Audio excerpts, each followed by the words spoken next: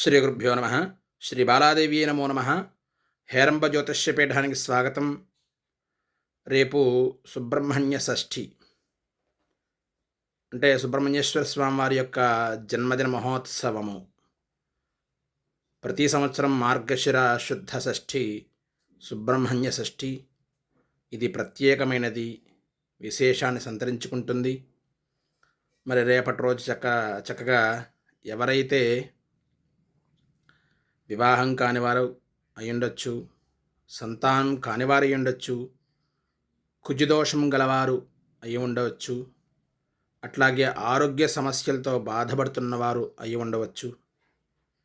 వీరందరూ కూడా రేపటి రోజు చక్కగా సుబ్రహ్మణ్యేశ్వర స్వామివారికి విశేషంగా పంచామృత అభిషేకము, తర్వాత రక్తవర్ణ పుష్పాలతో అర్చనా కార్యక్రమం చేస్తే గనక ఈ యొక్క దోషాలు ఏవైతే ఉన్నాయో చక్కగా అవన్నీ కూడా నివృత్తి అవుతాయి. అట్లాగే సుబ్రహ్మణ్యేశ్వర స్వామివారు సైన్యాధిపతి కాబట్టి చక్కగా ఎటువంటి దోషాన్నైనా సరే నివృత్తి చేస్తూ ఉంటారు. అంతేకాకుండా ఉద్యోగ అభిప్రాప్తి కలిగింపజేస్తూ ఉంటారు ఈయన. అలాగే సుబ్రహ్మణ్యేశ్వర స్వామి వారి యొక్క కళ్యాణం కూడా విశేషంగా జరిపించుకుంటూ ఉంటాం.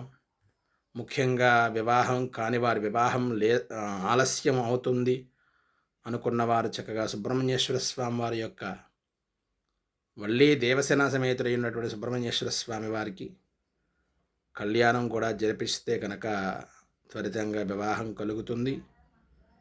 అట్లాగే సుబ్రహ్మణ్యేశ్వర స్వామి వారి యొక్క ఆరాధన చేయడం వల్ల సంతాన ఉత్పత్తి జరుగుతుంది, సర్పదోషాలు పోతూ ఉంటాయి, కుజదోషాలు నివృత్తి జరుగుతుంది.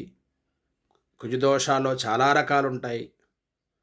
ఎన్ని రకాలు ఉన్నప్పటికీ కూడా, అన్ని రకాల కుజదోషాలు అయినప్పటికీ కూడా ఈ యొక్క రేపటి రోజు సుబ్రహ్మణ్య షష్ఠి రోజు సుబ్రహ్మణ్యేశ్వర స్వామి వారి యొక్క ఆరాధన చేస్తే గనక పటాపంచలవుతాయి. ఇది సత్యం.